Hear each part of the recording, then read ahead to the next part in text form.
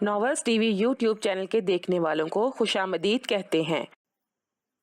Zubair camera बंद करके WhatsApp पर कॉल आ गई। हाँ, अब बताओ क्या कह रहे थे तुम? इलेक्शन में खड़े होगे? तुम दानी को कुछ नहीं करोगे? और अगर इसे मजीद एक खरोच भी आई तो मैं तुम्हें जिंदा जमीन में काट दूंगा। जो करना होगा बाद में करना। जब मुझे ढूंढ लोगे अभी का बताओ। मेरे पास वक्त नहीं है।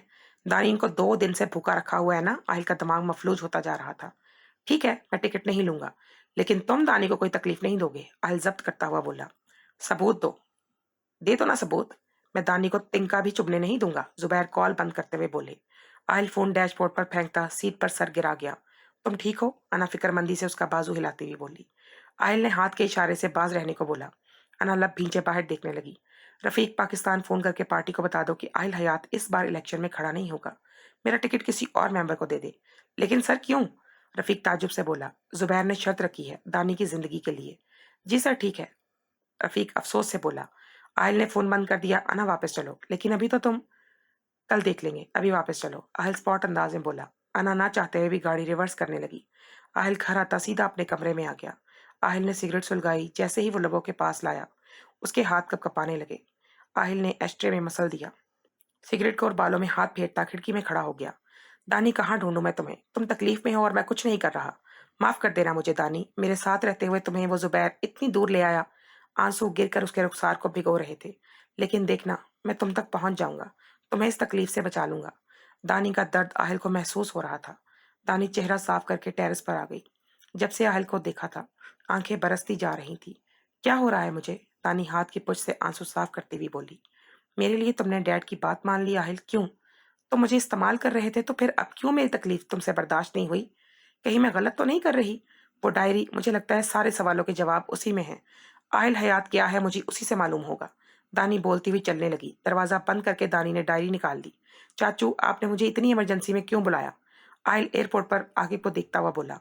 आहिल, यहाँ बहुत मसले चल रहे हैं, तुम घर चलो बताता हूँ। वो आस पास देखता हुआ बोला। आहिल ना समझी के आलम में उसके साथ चलने लगा।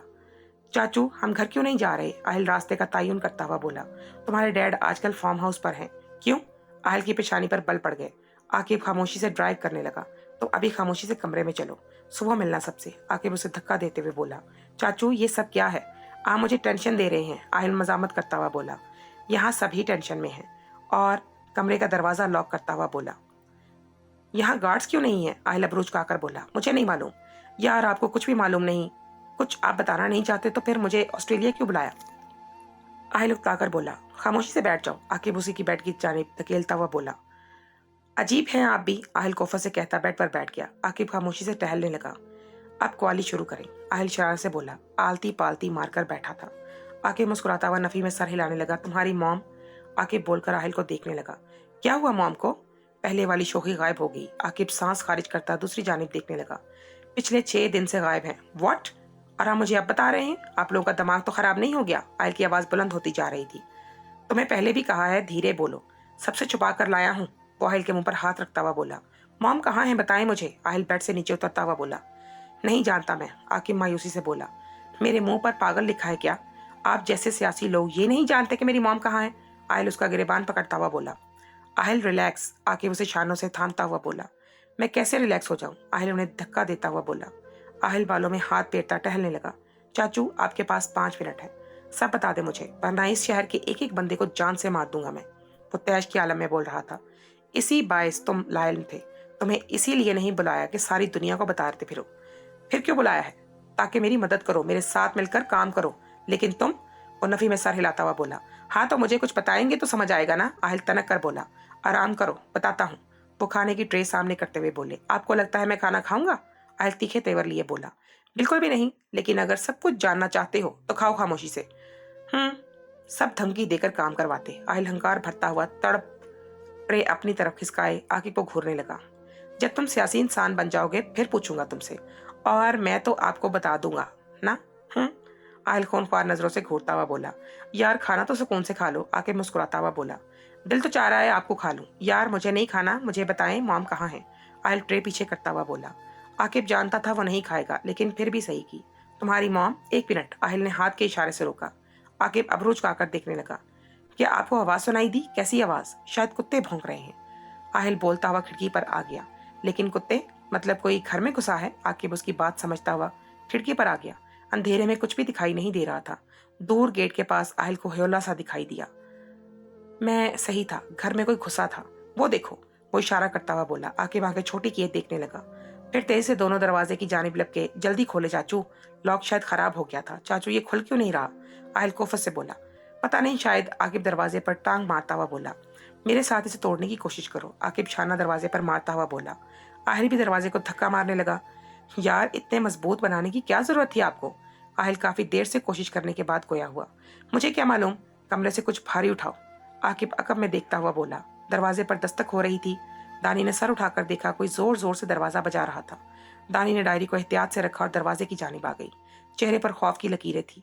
کیا کام ہے؟ دانی میڈ کو دیکھتی ہوئی سانس خارج کرتے ہوئی بولی۔ شام ہوتے ہی انا اہل کے کمرے میں آ گئی۔ اہل سوالیہ نظروں سے دیکھنے لگا۔ تم بھول گئے؟ وہ نیلی آنکھوں والی کو پھیلا کر بولی۔ اہل اس کی بات سمجھتا اسبات میں سر ہلاتا اٹھ گیا۔ بسم اللہ الرحمن الرحیم۔ ترجمہ۔ اور بے شک ہم نے نوح کو اس کی قوم کی طرف بھیجا کہ میں تمہارے لیے سری ڈر سنانے والا ہوں۔ آیت نمبر 25 کہ اللہ کے سوا کسی کو نہ پوچھو، بے شک میں تم پر ایک مصیبت والے دن کے عذاب سے ڈرتا ہوں۔ آیت نمبر 26 تو اس کی قوم کے سردار جو کافر ہوئے تھے بولے، ہم تو تمہیں اپنے ہی جیسا آدمی دیکھتے ہیں اور ہم نہیں دیکھتے کہ تمہاری پیروی کسی نے کی ہو، مگر ہمارے کمینوں نے سرسری نظر سے، اور ہم تم میں اپنے اوپر کوئی بڑائی نہیں پاتے بلکہ ہم تمہیں چھوٹا خیال کرتے ہیں۔ آیت نمبر 27 بولا اسے میری قوم بھلا بتاؤ تو، اگر میں اپنے رب کی طرف سے دلیل پر ہوں اور اس نے مجھے اپنے پاس سے رحمت بخشی تو تم اسے اندھے رہے کیا؟ ہم اسے تمہارے لیے گلے چپیٹ دیں اور تم بیزار ہو۔ آیت نمبر 28 اور اے قوم، میں تم سے کچھ اس پر مال نہیں مانگتا، میرا اجر تو اللہ ہی پر ہے، اور میں مسلمانوں کو دور کرنے والا نہیں، بے شک وہ اپنے رب سے ملنے والے ہیں، لیکن میں تم کو نرے جاہل لوگ پاتا ہوں۔ یہاں مسلمانوں کو دور کرنے سے مراد ہے کہ لوگ انہیں کہتے تھے کہ آپ ایماندار لوگوں کو اپنی محفل سے نکال دیں گے تاکہ ہم آپ کی مجلس میں بیٹھ سکیں، تو اس کے جواب میں انہوں نے کہا کہ میں کیسے انہیں نکال دوں کہ وہ اللہ کے قرب سے فائز ہونے کی غرض سے بیٹھے ہیں۔ ان کی قوم نے ان پر 3 شبہے کیے تھے۔ ایک تو یہ کہ ہم تم میں اپنے اوپر کوئی بڑائی نہیں پاتے، یعنی تم مال و دولت میں ہم سے زیادہ نہیں۔ دوسرا یہ کہ ہم نہیں دیکھتے کہ تمہاری کسی نے پیروی کی ہو، مگر ہمارے کمینوں نے سرسری نظر سے، مطلب یہ تھا کہ وہ بھی صرف ظاہر میں مومن ہیں، باطن میں نہیں۔ تیسرا یہ کہ ہم تمہیں اپنے جیسا ہی آدمی سمجھتے ہیں۔ آیت نمبر 29 اور اے قوم، مجھے اللہ سے کوئی بچا لے گا اگر میں انہیں دور کر دوں گا تو کیا تمہیں دھیان نہیں؟ آیت نمبر 30 اور میں تم سے نہیں کہتا کہ میرے پاس اللہ کے خزانے ہیں، اور نہ یہ کہ میں غیب کا جان لیتا ہوں، اور نہ یہ کہتا ہوں کہ میں فرشتہ ہوں، اور میں انہیں نہیں کہتا جن کو تمہاری نگاہیں حقیر سمجھتی ہیں کہ ہرگز انہیں اللہ کوئی بھلائی نہیں دے گا۔ اللہ خوب جانتا ہے جو ان کے دلوں میں ہے، ایسا کروں تو ضرور میں ظالموں میں سے ہوں۔ ان کے شبہات کے جواب میں یہ کہا، میں نے تو کہا ہی نہیں کہ میرے پاس خزانے ہیں، تو تم کیوں موازنہ کر رہے ہو جس بات کا میں نے ذکر کیا ہی نہیں؟ اور رہی بات ان کی جو مجھ پر ایمان لائے، تو یہ کہ میں غیب کا علم نہیں رکھتا، اس لیے میں نہیں بتا سکتا کہ ان کے دل میں کیا ہے۔ تو کیا تم غیب کا علم رکھتے ہو؟ جو کہہ رہے ہو وہ بظاہر مومن تھے، اندر سے نہیں۔ میں اس بات کا دعویٰ نہیں کر سکتا باوجود کہ میں نبی ہوں۔ پھر تم کیسے کہہ سکتے ہو کہ وہ دل سے ایمان نہیں لائے؟ تیسرا، میں نے کبھی فرشتہ ہونے کا دعویٰ نہیں کیا، تو تمہارا یہ شبہ بھی بے بنیاد ہے۔ ہم کتنے آرام سے کہہ دیتے ہیں کہ فلاں بندہ ایسا ہے، فلاں ایسا۔ اس کا ایمان کمزور ہے تو اس کے دل میں یہ ہے۔ کسی کے دل میں کیا ہے یہ تو کوئی بھی نہیں جانتا سوائے اللہ کے، تو پھر ہم کیسے دعوے کر لیتے ہیں کہ اس کے دل میں یہ چل رہا ہے؟ جب آپ کسی کے بارے میں کچھ کہتے ہیں تو کیا آپ کو غیب کا علم ہوتا ہے؟ آیت نمبر 31 بولے، اے نوح، ہم تم سے جھگڑے اور بہت ہی جھگڑے، تو لے آؤ جس کا ہمیں وعدہ دے رہے ہو اگر تم سچے ہو۔ آیت نمبر 32 بولا، وہ تو اللہ پر لائے گا تم پر اگر چاہے گا، اور تھکا دے نہ سکو گے۔ آیت نمبر 33 اور تمہیں میری نصیحت نفع نہ دے گی اگر میں تمہارا بھلا چاہوں، جبکہ اللہ تمہاری گمراہی چاہے، وہ تمہارا رب ہے اور اسی کی طرف پھرو گے۔ آیت نمبر 34 کیا یہ کہتے ہیں کہ انہوں نے اسے اپنے جی سے بنا لیا؟ تم فرماؤ، اگر میں نے بنا لیا ہوگا تو میرا گناہ مجھ پر ہے اور میں تمہارے گناہ سے الگ ہوں۔ آیت نمبر 35 اور نوح کو وحی ہوئی کہ تمہاری قوم سے مسلمان نہ ہوں گے، مگر جتنے ایمان لا چکے، تو غم نہ کھا اس پر وہ جو کرتے ہیں۔ آیت نمبر 36۔ اور کشتی بناؤ ہمارے سامنے اور ہمارے حکم سے، اور ظالموں کے بارے میں مجھ سے بات نہ کرنا، وہ ضرور ڈبائے جائیں گے۔ آیت نمبر 37۔ اور نوح کشتی بناتا ہے، اور جب اس کی قوم کے سردار اس پر گرتے ہیں اور جب اس کی قوم کے سردار اس پر سے گزرتے ہیں، اس پر ہنستے ہیں، بولا اگر تم ہم پر ہنستے ہو تو ایک وقت ہم تم پر ہنسیں گے جیسا تم ہنستے ہو۔ آیت نمبر 38۔ تو اب جان جاؤ گے کس پر آتا ہے وہ عذاب کہ اسے رسوا کرے، اور اترتا ہے وہ عذاب جو ہمیشہ رہے۔ آیت نمبر 39۔ یہاں تک کہ جب تم ہمارا حکم آیا اور تنور ابلا، ہم نے فرمایا کشتی میں سوار کر لے ہر جنس میں سے ایک جوڑا، نر و مادہ، اور جن پر بات پڑ چکی ہے ان کے سوا اپنے گھر والوں اور باقی مسلمانوں کو، اور اس کے ساتھ مسلمان نہ تھے مگر تھوڑے۔ آیت نمبر 40۔ اور بولا اس میں سوار ہو اللہ کے نام پر، اس کا چلنا اور اس کا ٹھہرنا، بے شک میرا رب ضرور بخشنے والا مہربان ہے۔ اور وہ انہیں لے جا رہی ہے ایسی موجوں میں جیسے پہاڑ، اور نوح نے اپنے بیٹے کو پکارا اور اس سے کنارہ تھا، اے میرے بچے ہمارے ساتھ سوار ہو جاؤ اور کافروں کے ساتھ نہ ہو۔ آیت نمبر 42۔ بولا اب میں کسی پہاڑ کی پناہ لیتا ہوں، وہ مجھے پانی سے بچا لے گا۔ کہا آج اللہ کے عذاب سے کوئی بچانے والا نہیں مگر جس پر وہ رحم کرے، اور ان کے بیچ میں موج آڑے آئی تو وہ ڈوبتوں میں رہ گیا۔ آیت نمبر 43۔ اور حکم فرمایا گیا کہ اے زمین اپنا پانی نگل لے، اور اے آسمان تھم جا، اور پانی خشک کر دیا گیا، اور کام تمام ہوا، اور کشتی کوہ جو دی پر ٹھہری، اور فرمایا گیا کہ دور ہوں بے انصاف لوگ۔ آیت نمبر 44۔ اور نوح نے اپنے رب کو پکارا، عرض کی اے میرے رب میرا بیٹا بھی تو میرا گھر والا ہے، اور بے شک تیرا وعدہ سچا ہے اور سب سے بڑھ کر حکم والا۔ آیت نمبر 45۔ فرمایا اے نوح وہ تیرے گھر والوں میں سے نہیں، بے شک اس کے کام بڑے نالائق ہیں، تو مجھ سے وہ بات نہ مانگ جس کا تجھے علم نہیں۔ میں تجھے نصیحت فرماتا ہوں کہ نادان نہ بن۔ مطلب ان کا بیٹا کنعان منافق تھا، آپ کے سامنے خود کو مومن ظاہر کرتا جبکہ مومن نہیں تھا، اور اگر وہ آپ کے سامنے اپنا کفر ظاہر کر دیتا تو آپ اس کی نجات کی دعا نہ کرتے۔ آیت نمبر 46۔ عرض کی اے میرے رب میں تیری پناہ چاہتا ہوں کہ تجھ سے وہ چیز مانگوں جس کا مجھے علم نہیں، اور اگر تو مجھے نہ بخشے اور رحم نہ کرے تو میں ضیاء کار ہو جاؤں۔ آیت نمبر 47۔ فرمایا گیا اے نوح کشتی سے اتر ہماری طرف سے سلام اور برکتوں کے ساتھ جو تجھ پر ہیں اور تیرے ساتھ کے کچھ گروہوں پر، اور کچھ گروہ ہیں جنہیں ہم دنیا برتتے دیں گے، پھر انہیں ہماری طرف سے دردناک عذاب پہنچے گا۔ آیت نمبر 48۔ یہ غیب کی خبریں ہم تمہاری طرف وحی کرتے ہیں، انہیں نہ تم جانتے تھے نہ تمہاری قوم، اس سے پہلے تو صبر کرو، بے شک بھلا انجام پرہیزگاروں کا۔ ٹھیک ہے باقی کل۔ آہل قرآن پاک بند کرتا ہوا بولا، آہل قرآن پاک کتنا دلچسپ ہے نا۔ میرا مطلب آج جو ہم سن رہے تھے، جو تم نے سنایا، ایسا معلوم ہو رہا تھا میں کوئی سٹوری سن رہی ہوں اور ابھی تک لفظوں کے سحر میں تھی۔ ہاں لیکن یہ سب سچ ہے، میں جانتی ہوں موم بھی کہتی تھی قرآن سب سچ کہتا ہے، حقیقت سے آشنا کرتا ہے۔ شاید اب موم مجھ سے ناراض نہ ہو، لیکن تم نے ابھی تک کلمہ نہیں پڑھا۔ آہل قرآن پاک رکھ کر اسے دیکھنے لگا۔ ہاں کیونکہ میں ڈرتی ہوں۔ کس بات سے؟ آہل الجھ کر اسے دیکھنے لگا کہ میں اسلام کے مطابق چل سکوں گی یا نہیں۔ آہل میں ڈرتی ہوں، اگر میں ٹھیک سے اللہ کے احکام پر عمل نہ کر سکی پھر؟ آہل لاجواب ہو گیا۔ وہ غیر مسلم ہو کر اس بارے میں سوچ رہی تھی کہ اگر اللہ کے وہ احکام نہیں بجا لائے گی تو کیا ہوگا۔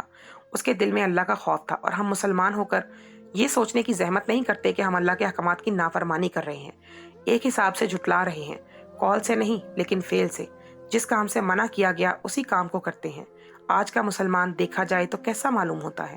کام کے لیے نماز چھوڑ دیتا ہے، قرآن پڑھنے کے لیے وقت نہیں، لیکن کوئی نئی مووی آ جائے تو سب سے پہلے دیکھے گا۔ نعت سننے میں قباحت محسوس ہوتی ہے اور گانے فخر سے سنتے ہیں۔ کوئی نعت پڑھتا ہے تو اس کی حوصلہ افزائی نہیں کریں گے، اسے پسند نہیں کریں گے، اور اگر کوئی گانے گاتا ہے تو اس کی واہ واہ کریں گے، اس کے دیوانے ہو جائیں گے۔ بڑے بڑے شاپنگ مال میں جا کر ہزاروں روپے لٹا دیں گے، لیکن کسی غریب کو دیتے ہوئے ہماری جان نکل جاتی ہے۔ بیماری نے ڈاکٹر کھانے سے منع کر دے گا تو کر لیں گے، لیکن روزہ رکھنے کی توفیق نہیں ہوگی۔ دنیا کے لیے اپنی آخرت برباد کر لیں گے، اور جو ہمارا گھر ہے اس کے لیے سوچنے کی زحمت بھی نہیں کریں گے۔